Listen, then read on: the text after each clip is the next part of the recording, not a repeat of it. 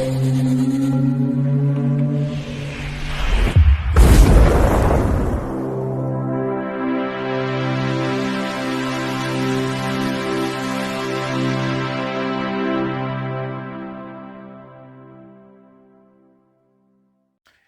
Bayek, it's me, Ian, and in today's video, I'm going to look at this, The Woman in Black from 2012, and this is a Hammer horror co-production. Yes, it is a later one, and it's a gothic horror story, yes, and a ghost story, apparently. And I didn't realize this. Hammer had never done a ghost story in all their wonderful history. They may have done. You can tell me, point it out. If they have, I'd love to know. But as far as I can see, they never actually have done a ghost story. So this is a first. This is a co-production with various other companies involved, but it's the Hammer signature is here. And let me get into this film. It's 95 minutes long. It's on Rotten Tomatoes, 66%, which I suppose isn't bad. With these kind of films, there's always going to be that, oh yeah, and yet another ghost story, blah blah. You get that a lot. And I think also it's reflected of the views on this film that I've heard around is, I'm sure that people just have no concentration level at all nowadays. They always think everything, oh, it's too slow, took me a lot to get into. Yeah, well, no, this film is beautiful. It just has a wonderful pace to it. It just works so well, and I love it. I don't know, people's attention span is just not always what it should be, but when you enjoy films are different styles, different pace, and this has got that pace. It's wonderful.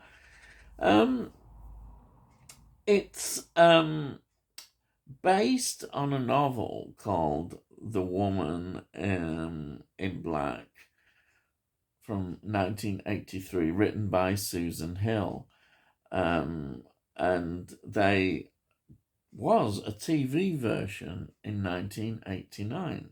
And then we've had this gap, and it's got to the cinema now. And the screenplay is by Jane Goldman. Yes, she's a very talented writer. Only other solo screenplay with this is Miss Peregrine's Home for Peculiar Children, 2016, which is a Tim Burton film. Yeah, she wrote that screenplay. But she was a co-writer of X-Men First Class, 2011, X-Men Days of the Future Past, 2014. She co-wrote with those films, and she's done a lot of other sort of projects as well. She's a great writer. Really good. This is a great adaptation. She's done such a good job on it.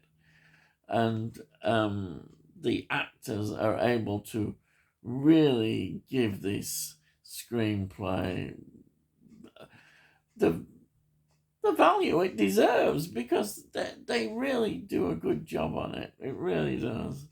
It's directed by James Watkins. Now, James Watkins, I was looking, he's really outstandingly known for Eden Lake, 2008. And what a film. Such a wonderful film that is. So shocking as well. Brilliant, brutal, fantastic horror film. He's known for that. So, well, there you are. What a pedigree to have to direct this film with. And this film, he does such a good job in terms of getting the atmosphere. Everything about this film is great.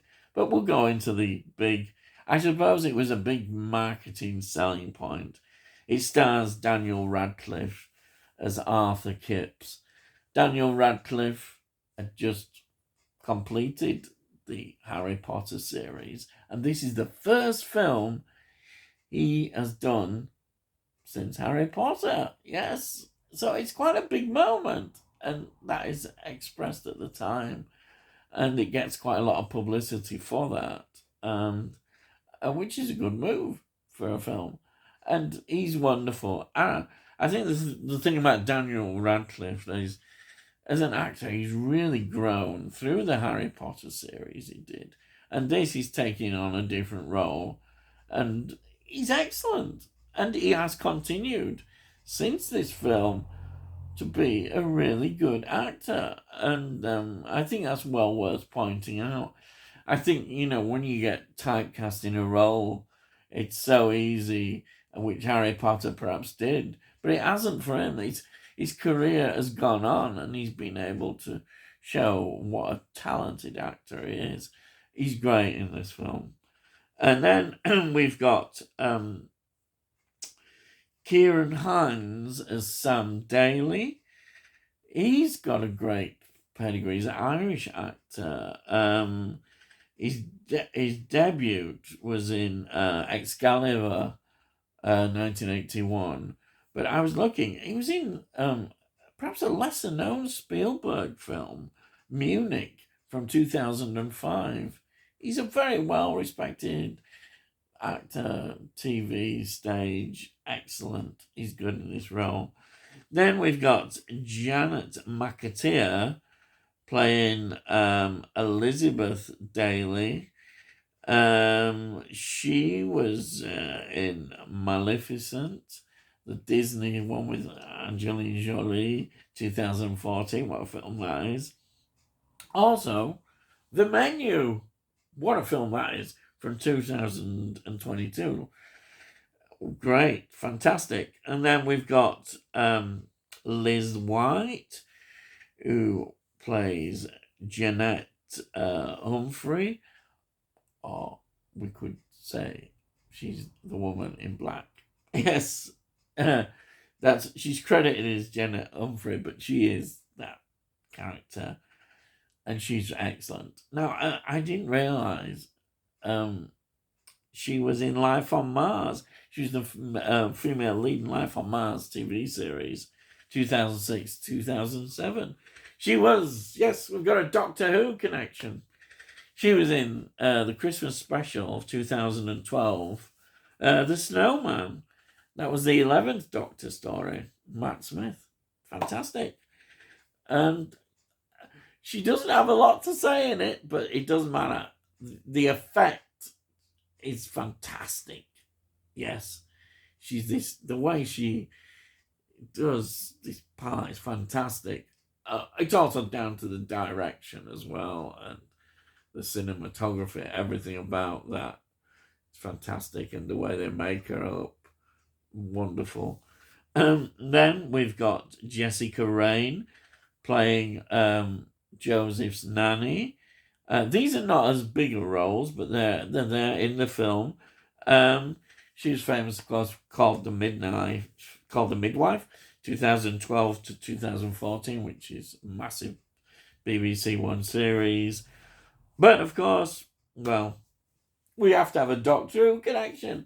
She was in An Adventure in Space and Time, the special they did about the creation of Doctor Who in 2013. She played Verity Lambert, the wonderful Verity Lambert. Jessica Raine played fantastic. She was in the role. Then we've got just a mention. It's a little boy, Misha Handley, who plays Joseph, Arthur's son. He's so cool, and the relationship just comes across well. It turns out it's his godson, because he's not a father, and yet it works really well. And to get a young child like this is fantastic. So we've gone through that. Let me just also talk about the locations. There's some wonderful locations in this film. We've got Cotterstock Hall, which is near Peterborough in Northamptonshire. We've got Leia Marney Tower in Essex. We've got Osea Island in Essex, which is like the marshland area, which we see massive expanse of marshland. We see all that. It's wonderful. And also Acton Gill in North Yorkshire, the village part. So there's a lot of wide locations, and they all are put together so well in this film. Absolutely. Visually, this film is stunning. It really is. It's a real visual treat. So what is this film about? Let me just point out another thing before I go into that. The budget was $32 million, and it made a profit. It made $129 million. This is great. Obviously, I think Daniel Radcliffe must have helped in terms of box office success, but generally, the film itself, I think, it's great to see that, especially with the Hammer film connection. That's wonderful. So, what is the film about? It's about many things. The basic story is that Arthur Kipps, it's set as well, I just better mention, beginning of the century.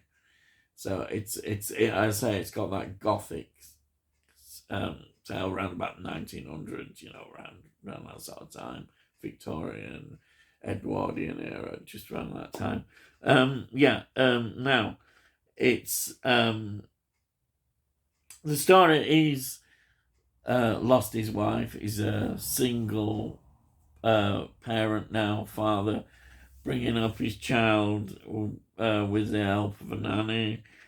He's a solicitor. He's been told that this is his last chance in his job. They don't think he's been performing his job good enough, I think, because of the tragedy what's happened with his wife.